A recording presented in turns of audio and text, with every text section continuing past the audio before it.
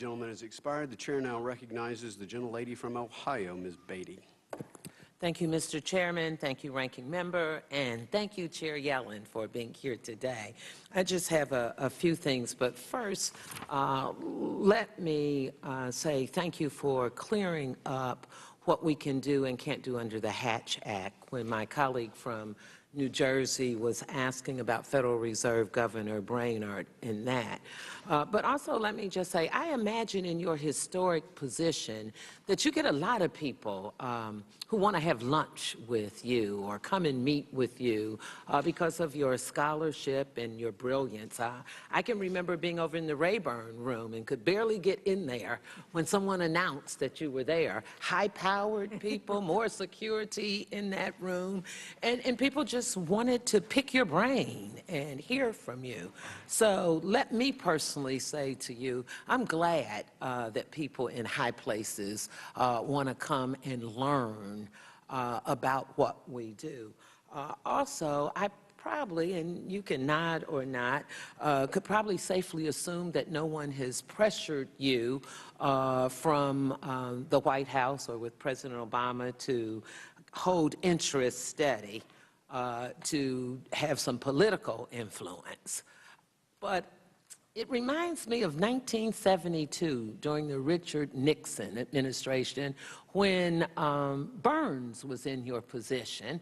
And if you go back and you play those Nixon tapes, he succumbed to doing that because pressure was put on him by Republicans that he was meeting with to have an effect on that upcoming election. And I'm pretty sure you have not been asked to do that by our president or presidential candidate. I have certainly never been pressured in any way by the administration. My experience has been greatly respects the Fed's independence to make decisions in accord with our congressional mandate. Thank you so much, Mr. Chairman. I just wanted to make sure we got that entered, that while maybe my colleague from New Jersey brought it up because he was thinking about what Republicans had done in the past. But let me move on and say I, too, joined that letter that hundreds of members of Congress sent to you. And let me just say thank you for that quick response. So often, people in your positions will come in and repeatedly we have to hear about the letters that were written and how typically Democrats don't respond. Not only did you respond, it wasn't a formed letter. You actually acknowledged the concerns we had about minorities, specifically African Americans and women. And Mr. Chairman, she actually gave us not one, but 3 suggestions of what we could do to meet this challenge. So I wanted to personally thank you because I've been very hard on you and all the other federal organizations about working with minorities to improve the unemployment rate and to make sure that we have more women and minorities working in your organization. But let me just say this. I would like to discuss the diversity of the 12 reserve regional banks around the country, especially as it relates to the presidents of those organizations.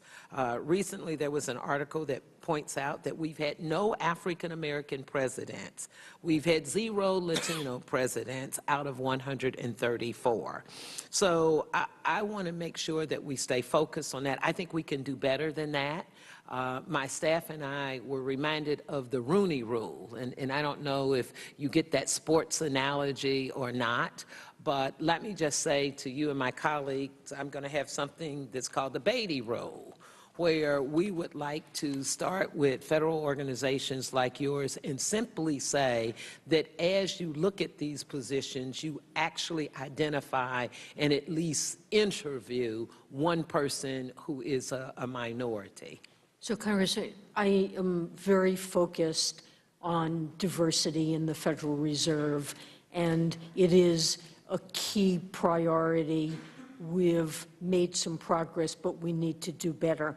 And I have created a work stream at the board to think about all of the different ways in which we can promote diversity in the work that we do. At the level of presidential appointments, I would very much like to see, I very much hope that we can see greater diversity in the FOMC.